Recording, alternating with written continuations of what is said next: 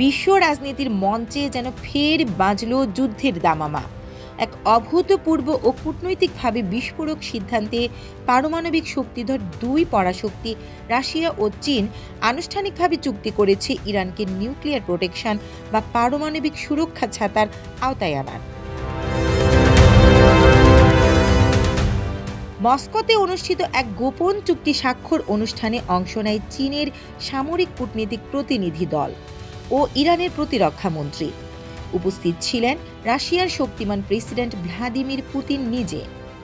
পর্দার আড়ালে চলা মাসব্যাপী আলোচনার ফসল হিসেবে উঠে এসেছে এই ঐতিহাসিক ও তীব্র বিতর্কিত ঘোষণা। চুক্তি অনুসারে যদি ইরানের উপর কোনো ধরনের সামরিক আগ্রাসন বা পারমাণবিক হামলার আশঙ্কা তৈরি হয়, তাহলে রাশিয়া ও চীন তাৎক্ষণিকভাবে নিজেদের পারমাণবিক সক্ষমতা দিয়ে ইরানকে সুরক্ষা দেবে।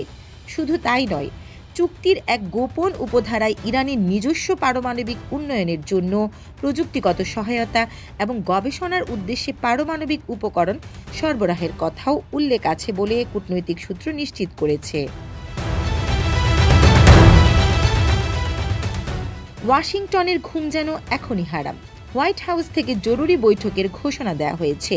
মার্কিন প্রতিরক্ষা মন্ত্রণালয় একে বিশ্ব শান্তির জন্য সরাসরি হুমকি বলে আখ্যা দিয়েছে। ন্যাটোর এক মুখপাত্র বলেন, এটা তৃতীয় বিশ্বযুদ্ধের সূচনা না হলেও তার দিকেই এক বিশাল পদক্ষেপ।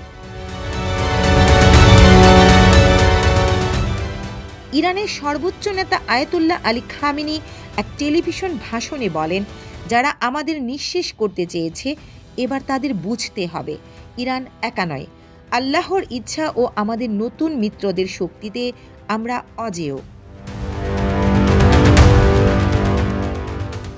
আন্তর্জাতিক নিরাপত্তা বিশ্লেষকরা বলছেন, এই চুক্তি শুধু মধ্যপ্রাচ্য নয়, গোটা বিশ্বকে নতুন এক স্নায়ুযুদ্ধের দিকে ঠেলে দিতে পারে। এক পক্ষ বলছে এটি ইরানের জন্য ডিপ্লোম্যাটিক উইন, অন্যদিকে সমালোচকরা বলছেন এই চুক্তি আসলে বৈশ্বিক নিরাপত্তার কফিনে শেষ পেরেক।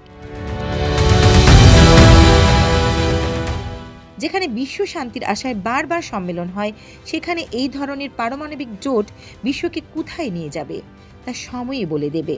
তবে এটুকু নিশ্চিত, রাশিয়া, চীন, ইরান ত্রয়ী এখন বিশ্ব রাজনীতির নতুন পারমাণবিক ত্রিভুজ।